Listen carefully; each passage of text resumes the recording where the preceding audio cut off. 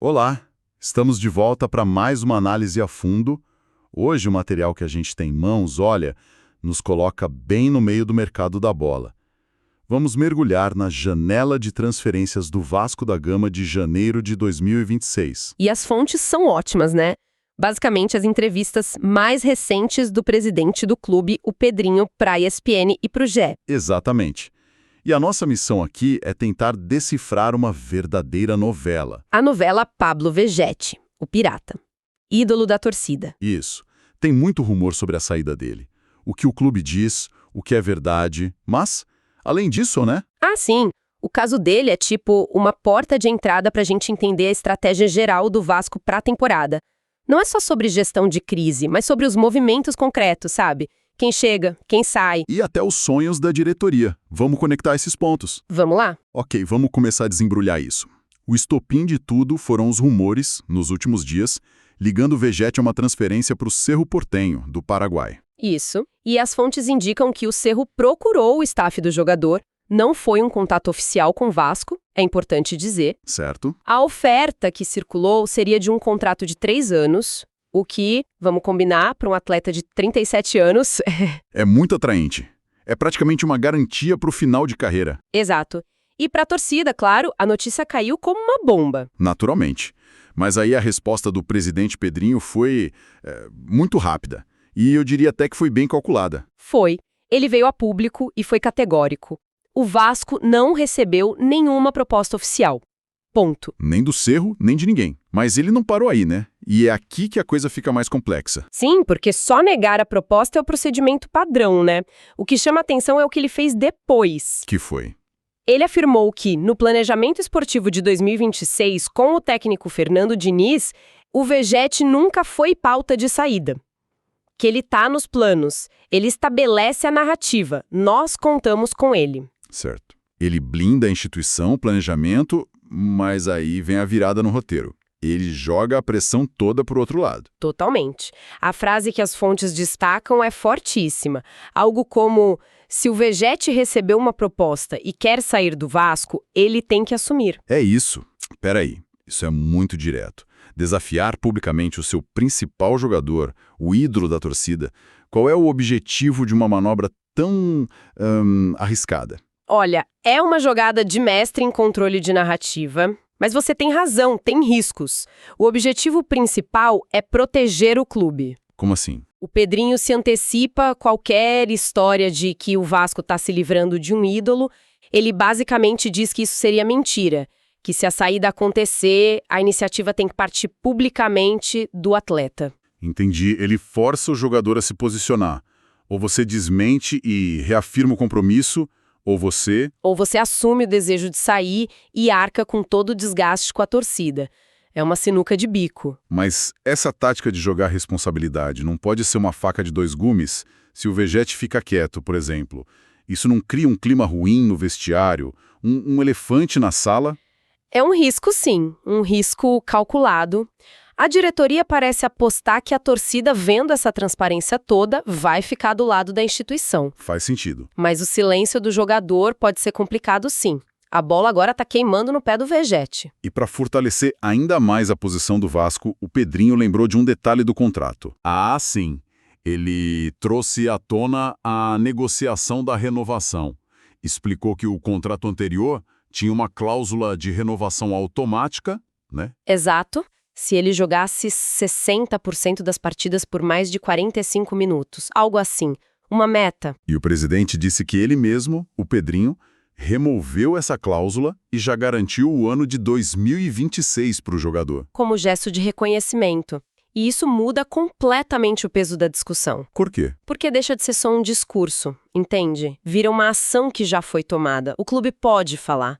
Olha, a gente não só diz que te valoriza, a gente já demonstrou isso no contrato, antes de qualquer rumor. Desmonta qualquer argumento de que o clube não reconhece o valor dele. Exatamente. É uma peça de comunicação estratégica muito, muito forte. Entendi a jogada de poder. Então, enquanto a diretoria lida com essa situação toda com camisa 99, eles não estão parados, né? O que me leva a pensar, como é que o Vasco está construindo o resto do time? Ótima pergunta. E sim, o clube está se movendo e os movimentos indicam um planejamento bem claro. E a primeira peça já está confirmada, certo? Confirmadíssima, segundo as fontes. É o zagueiro uruguaio Alan Saldivia. 23 anos, veio do Colo-Colo. Assinou por 3 temporadas. Ok, vamos analisar isso. Um zagueiro jovem, uruguaio, que estava no futebol chileno. O que a chegada de um jogador com esse perfil diz sobre a defesa do time? É aposta para o futuro ou solução imediata? Olha, eu acho que são as duas coisas. Ele sinaliza uma busca por um perfil que talvez faltasse, um zagueiro mais físico, de imposição, com aquela raça uruguaia que a gente conhece. A famosa raça. Isso. Mas as fontes dizem que ele também tem boa qualidade na saída de bola. Aos 23 anos, vindo de um clube gigante como o Colo-Colo, ele não é só uma aposta. Ele chega para botar pressão, para aumentar a competição interna com o Maicon, com o Léo. Tem potencial para ser titular. Uma renovação com qualidade, então. Certo, defesa reforçada. E no ataque? O setor mais comentado por causa dessa novela toda. No ataque, tem uma negociação que parece estar andando bem. O clube oficializou uma proposta pelo atacante Brenner, que pertence ao Udinese da Itália. Brenner, lembro dele no São Paulo. Esse mesmo. E o interessante aqui é a análise do próprio Pedrinho sobre a situação. Ele parece otimista, mas não por causa do dinheiro. É por outro fator. Que seria? O desejo do jogador. Ele disse algo como: quando o jogador tem o desejo, isso já é um bom caminho. Mas o quão decisivo é isso quando você negocia com um clube europeu e qual seria o papel do Brenner? Ele vem para ser parceiro do Vegetti, um substituto, ou indica uma mudança de estilo? O desejo do jogador é uma alavanca poderosa, sabe? Pode fazer o clube que tem os direitos dele ser um pouco mais flexível. Entendi. E taticamente, o Brenner é muito diferente do Vegetti. Ele é mais móvel, tem mais velocidade, ataca os espaços.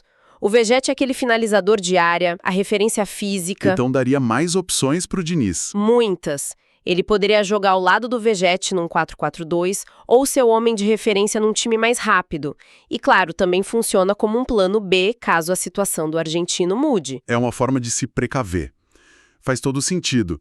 E além do time principal, as fontes também mostram um movimento na base, né? Sim, um movimento que parece pequeno, mas é muito estratégico. O Vasco exerceu a opção de compra de 20% dos direitos do meia Lucas Zuccarello, do Sport. Um dos destaques do Sub-20, pelo que li. Exatamente. Ao garantir essa fatia agora, o Vasco não está só investindo no potencial técnico do jogador para o futuro. Está investindo num ativo financeiro. Perfeito. Se o Zuccarello explode, é vendido para a Europa daqui a uns anos, esses 20% garantem um retorno financeiro muito maior. É uma visão de clube-empresa, sabe? Formar talento e gerar receita. Entendi. É um planejamento em várias camadas. Gestão de crise com o ídolo, reforços imediatos, investimento no futuro e no topo disso tudo o presidente ainda fala sobre sonhos. Ele citou nominalmente o desejo de trazer de volta o volante Douglas Luiz, que é cria do clube e está no Nottingham Forest. E aí a gente entra em outra dimensão, né? Outra realidade. E aqui a gente vê mais um lado da estratégia de comunicação dele. Ao falar do Douglas Luiz, o Pedrinho sabe que é uma negociação quase impossível agora, ele mesmo chama de sonho. Então, por que falar sobre isso publicamente? Não cria uma expectativa que pode virar frustração? É um equilíbrio delicado. Por um lado, ele alimenta a ambição da torcida, ele mostra que o Vasco pensa grande, que quer repatriar seus ídolos que estão na elite. Ele até mencionou que conversou com outros ex-jogadores do clube na seleção, deixando as portas abertas. Isso gera engajamento, mostra um projeto de grandeza. Por outro lado, ao usar a palavra sonho e ser transparente sobre as dificuldades, ele também gerencia as expectativas. A mensagem é: nossa ambição é essa, mas a realidade é complexa. É tipo, estamos trabalhando, mas com os pés no chão. Exatamente. Ele vende um projeto de futuro grandioso sem fazer promessas que não pode cumprir para essa janela. É uma comunicação que tenta ser inspiradora e honesta ao mesmo tempo. Ok, vamos juntar todas as peças então, para a gente recapitular. A diretoria do Vasco tem uma posição muito firme sobre o Vegetti, a narrativa oficial é que ele fica, e qualquer mudança depende de uma declaração pública do próprio jogador. Uma blindagem institucional claríssima. Ao mesmo tempo, o clube não fica parado, refém disso. Age no mercado de forma pragmática. Isso. Traz um zagueiro para uma necessidade clara, o Saldívia, negocia um atacante versátil, o Brenner, e investe no futuro com a base, no caso o Zuccarello. E por cima de tudo, tem essa camada de comunicação ambiciosa, mas com cautela, sobre os grandes alvos, os tais sonhos como o Douglas Luiz. O que tudo isso nos diz sobre essa gestão do Pedrinho? A imagem que fica a partir dessas fontes é a de uma gestão que prioriza muito o controle da narrativa e uma transparência calculada. A estratégia parece ser proteger a instituição, ser direto com a torcida e mostrar trabalho constante em várias frentes. Uma tentativa de construir uma relação de confiança, talvez. Exato. Mesmo que para isso precise lidar com notícias que não são populares. Isso tudo me deixa com uma reflexão final aqui. A gente viu uma tática de comunicação muito agressiva. A de colocar um jogador-chave na parede publicamente, exigindo que ele assuma a posição. É uma jogada forte. A pergunta que fica é, se isso der certo para o Vasco, seja mantendo o jogador ou saindo sem desgaste para o clube, isso pode inaugurar um novo jeito dos clubes brasileiros lidarem com seus ídolos em janelas de transferência? Essa é a grande questão. Nós estamos na era das redes sociais, a pressão é instantânea e implacável. A negociação tradicional de bastidor muitas vezes deixa vazar narrativas que prejudicam o clube. E essa tática joga tudo para a luz do dia. Exatamente. Usa a transparência como uma arma. Mas quais as consequências a longo prazo? Isso pode criar um ambiente de desconfiança entre jogadores e diretorias, ou, pelo contrário, pode forçar um nível de clareza que o futebol brasileiro raramente vê. Fica a reflexão sobre o futuro desse complexo jogo de poder.